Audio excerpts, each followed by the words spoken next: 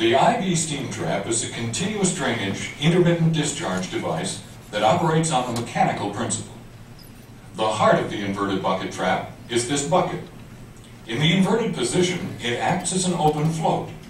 It is capable of functioning under very high pressures because the same operating pressure is exerted both inside and outside the bucket.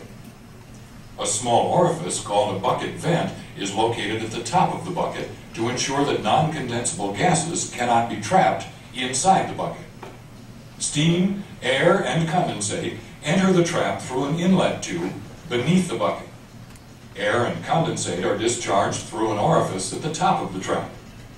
At the orifice is a valve that is linked by a lever to the top of the bucket so that the valve is closed when the bucket is in the up position.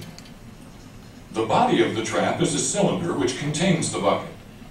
During proper operation, this cylinder is always filled with condensate to a level above the top of the bucket. This condensate provides a constant water seal above and around the bucket, preventing live steam from escaping from under the bucket. Finally, in the cap of the body is a space above the water seal where any non-condensable gases which have passed through the bucket vent will collect while the valve is closed. Incoming steam is trapped between the top of the bucket and the water seal below.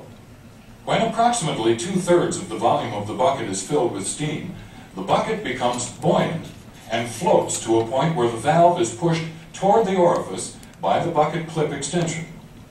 The higher condensate velocity near the orifice propels the valve into the seat, where it is sealed and held shut by differential pressure.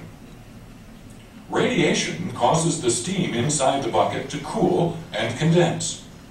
If the condensed steam is replaced by more steam, the bucket remains buoyant and the valve closed.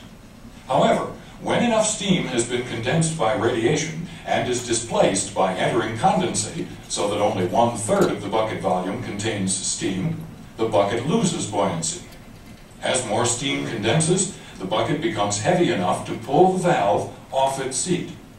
With the discharge valve open, condensate flows down around the bottom of the bucket and out through the discharge port. Air too rises to the top of the bucket, where it flows through the bucket vent and water seal, accumulating at the top of the trap. When the valve opens, the air is pushed out of the trap ahead of the condensate.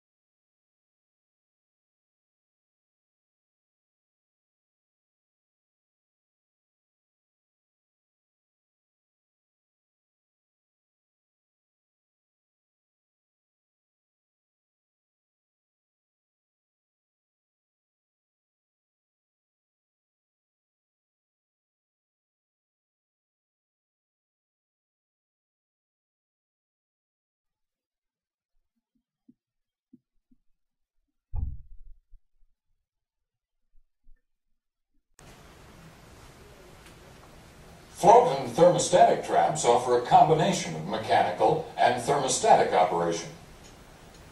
A closed float is used to sense the density difference between a gas and a liquid. The float is attached to one end of a lever which pivots inside the trap. At the opposite end of this lever is a valve that is seated when the float is at rest. Condensate enters through the inlet near the top of the trap and raises the float, opening the valve. The condensate drains from the trap through the outlet near the bottom, leaving a condensate seal between the inlet and the valve. Above this seal, near the top of the trap, is a thermostatic bellows. The bellows responds to temperature change.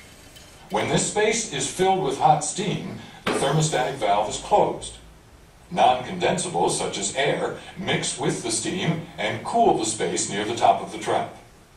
When the bellows element cools sufficiently, the thermostatic valve will open and vent these gases into a passage leading to the trap discharge.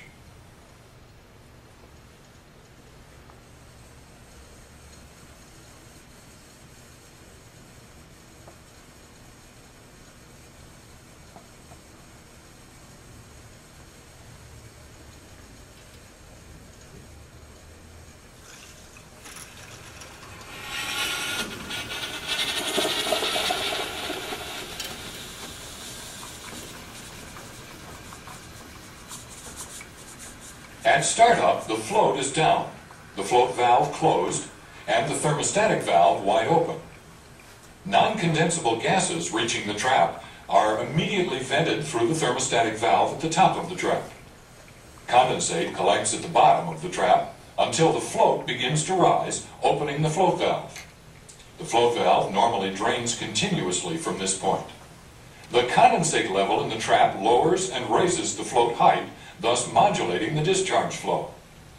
When steam reaches the trap, it collects above the condensate level and heats the thermostatic element, closing its valve. Hereafter, the thermostatic valve will open intermittently to vent mixtures of non-condensables and steam.